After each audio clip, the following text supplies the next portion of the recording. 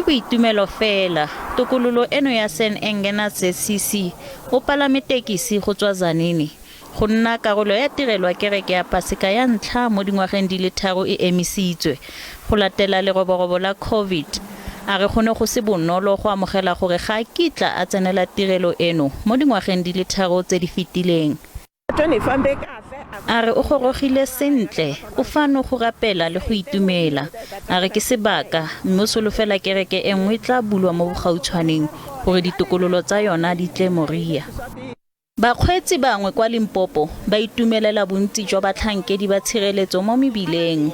Ba nkemisitse mo ke moka ba nsupa tire ya ofela mara ba mpile ticket sesi pele ke begilo tshela di tire ngene pele na bele ke buile ke mo gape mo ke be nya ba bontshara ba bona re se ke be ke ba botjara ke tshela di tire ke be ke ba bojanile. We coming from Pretoria, we going to Zanini.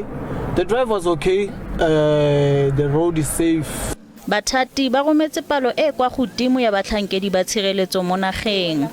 Gona mo ditseleng ka moka ga tsona tse di tloang bo Gauteng di lebile Limpopo province ebile re sa re ya ba amogela ka gara province ya borena re nyaka go ba tsebisha gore ka fase ga dikilometera tse le some tse dingwe le tse dingwe ba tla ba khwetsa ba tlhapetsi ba rena ba ba ikemiseditseng go ba thusa re sa tiela boipiletso re le rena jwale ka ba department ro ke ditse mashole a rena mo ditseleng re gopela gore ba otlela go ba otlele ka shedi.